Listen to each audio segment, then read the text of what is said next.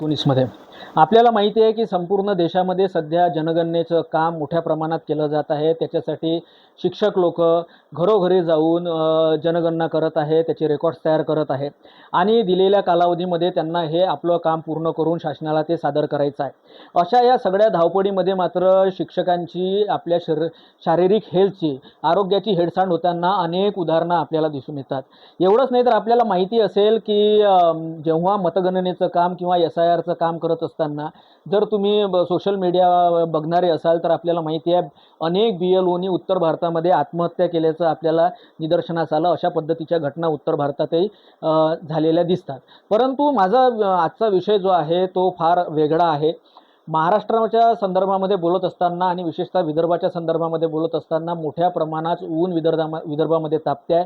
पारा दररोजचा वाढतो आहे, दररोजचं तापमान वाढते आहे, उष्णता वाढते आहे। म्हणजे तुम्ही जर विदर्भातल्या गावामध्ये गेलं तर लोकांना जर विचारलं का असा पद्धतीचा उन्हाळा तुम्ही पाहिला आहेत का, तर जी लोक 50 वर्ष 55 वर्ष ते 60 वर्षापर्यंत आहे अशी लोक तुम्हाला सांगेन की एवढी ऊन कधी विदर्भात तपलेली नाही जी सध्या विदर्भातील लोक अनुभवत आहेत।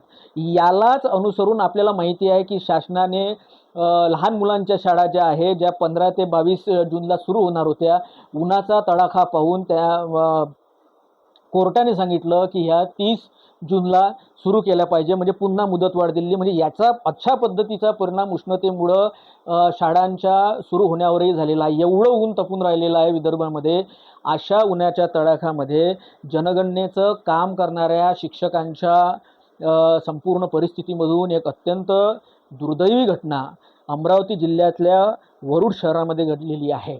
वरुड शहरामधील गणोरकर नावाचे शिक्षक जे वरुड तालुक्यातीलच करसगाव इथे कर्तव्यावर होते, जिल्हा परिषद शाळेला ते शिक्षक होते। ते आपलं जनगणनेचं काम प्रगणक म्हणून ते होते। जनगणनेचं काम करत असताना त्यांना उन्हामध्येच ते जनगणनेचं काम करत होते। त्यांना अस्वस्थ वाटायला लागलं आणि अस्वस्थ वाटायला लागल्यामुळं त्यांनी वरुड शहरामधल्या एका खाजगी दवाखान्यामध्ये ते गेले। परंतु दुर्दैवाने त्यांना हृदयविकाराचा झटका आला आणि त्यांचं निधन झालं। ही फार दुर्दैवी घटना आहे मित्रहो।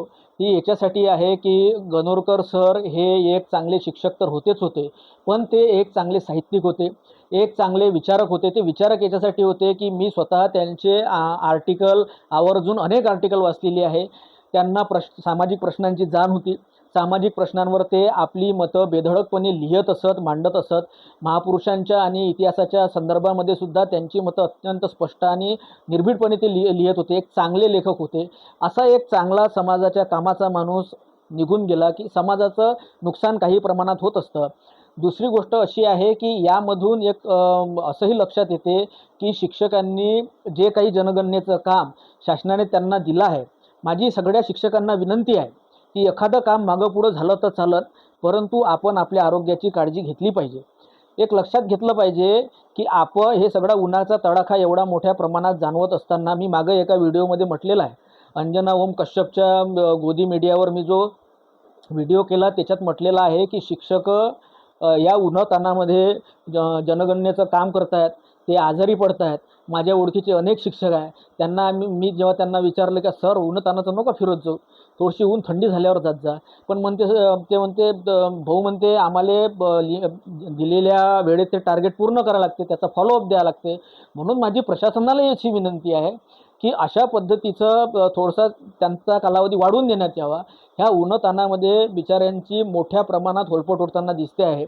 दारोदारी ते हे काम करत असताना आपल्याला दिसतात। थोडंसं त्यांच्याही आरोग्याकडे आपण लक्ष दिलं पाहिजे। गणोरकर सरांना मी श्रद्धांजली व्यक्त करतो, कारण ते स्वतः माझ्या वैयक्तिक परिचयातली होते। एक फार मितभाषी आणि चांगला शिक्षक आपल्यातून जेव्हा निघून जातो, स्वाभाविकच एखाद्या सुज्ञ आणि चांगल्या माणसांना त्याची झळ पोहोचत असते। निश्चितच त्याचं दुःख होत असते, कारण की पहिली गोष्ट अशी आहे की लोक लिहायला घाबरतात, बोलायला घाबरतात। आजकालच्या काळात तर लोक बोलायला घाबरतात। गणोरकर सर चांगल्या पद्धतीने लिहित होते, चांगले लेखक ते होते आणि असा लिहिणारा बोलणारा माणूस आपल्यातून गेल्यानंतर आपल्याला झळ पोहोचत असते आणि या उष्णतेच्या लाटेमध्ये ते जनगणनेचं काम करत असताना अस्वस्थ वाटल्यामुळं त्यांची तब्येत बिघडलेली होती, हे लक्षात घेतलं पाहिजे।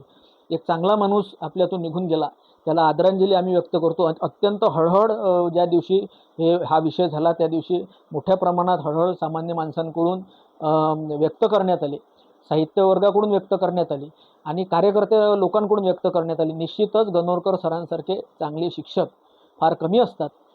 अशी लोक आपल्यातून जाणे, विचार करणारी, बोलणारी, लिहिणारी, ते समाजाचं नुकसान असतं.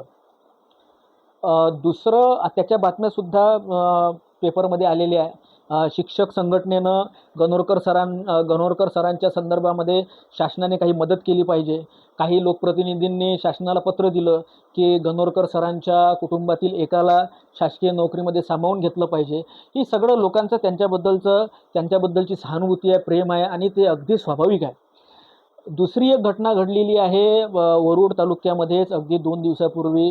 सुधीर दवंडे सर, आमच्या उत्क्रांती परिवाराची जी शाळा आहे जरूरला, तिथले सहाय्यक शिक्षक, ते सुद्धा जनगणनेच्या कामाच्या निमित्तानं मी जेव्हा फॉलोअप घेतला, त्यांच्या सगळ्या दुर्दैवी घटनेबद्दल फॉलोअप घेतला की सर नेमके कशासाठी गेले होते बाहेरगावला, तर मला असं कळलं की ते जनगणनेच्या कामासाठीच गेलेले होते. नकाशाचं काहीतरी काम होतं आणि ते जनगणनेच्या कामासाठी गेले आणि कामात काम म्हणून शेतीचं फर्टिलायझरसुद्धा आपण बुक करून येऊ म्हणून ते शेंदूरधना घाट या ठिकाणी गेले आणि तिथून परतत येत असताना ऊन होतं. 3:15 वाजताची घटना आहे. एक लक्षात घ्या, म्हणजे जनगणनेचं काम केल्यानंतर ते तिकडे म्हणजे त्यांच्या सिलेक्ट करून दिलेल्या गावामध्ये जनगणनेचं काम केल्यानंतर ते शेंदूरधना घाटला गेले आणि तिकडून येता येता ऊन फार मोठ्या प्रमाणात होतं आणि सडकेवर गर्दी फार कमी होती.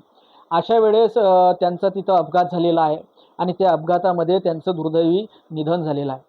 सुधीर दवंडे हे सहाय्यक शिक्षक, आता विशेष सांगतो, ही दोन्ही लोक लिहिणारी, बोलणारी होती.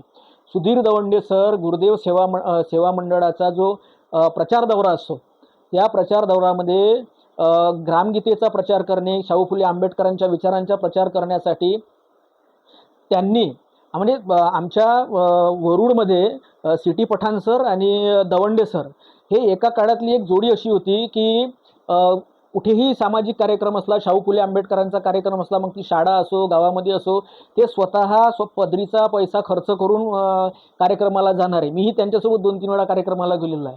सुधीर दवंडे सर म्हणजे शाहू फुले आंबेडकरांच्या चळवळीतले होते. गरजू विद्यार्थ्यांना मदत करणारा माणूस आणि एक उत्तम शिक्षक. म्हणजे तुम्ही त्यांच्या निधनाची बातमी जेव्हा आली, अपघाती निधनाची, आणि फेसबुक पोस्ट आणि सोशल मीडियावरती जेव्हा आली, तेव्हा त्यांचे जे माजी विद्यार्थी होते त्यांनी हळहळ व्यक्त केली. एवढंच नव्हे तर आमच्यासारख्या त्यांच्यासोबत काम केलेल्या लोकांनासुद्धा धक्का बसला.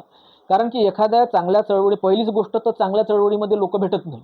एक माणूस गोळा करावा लागतो आणि हा एक माणूस गोळा केलेला माणूस असा जर अपघाती निघून गेला तर साहजिकच हानी होते, विचारांची हानी होते, कार्यकर्त्याची हानी होते, एखाद्या चळवळीची निश्चितच हानी होते. पण कारण चळवळीत लोकच येत नाही, इकून तिकून लोक येतात आणि प्रामाणिकपणे काम करतात. तर अशी घटना झाली म्हणजे चळवळीचं नक्कीच नुकसान होतं.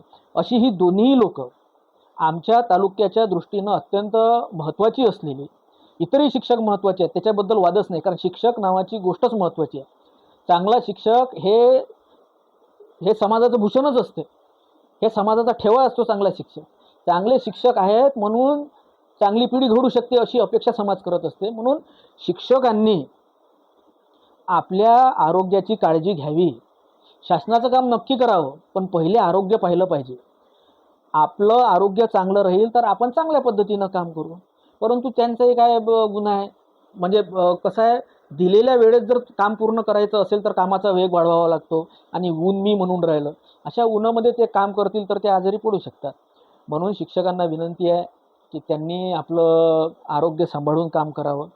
माननीय गणोरकर सर, माननीय सुधीर दवंडे सर, या दोघांनाही मी भावपूर्ण श्रद्धांजली व्यक्त करतो, कारण ते आमच्या परिचयातली लोकं होती, चांगली लोकं होती. धन्यवाद.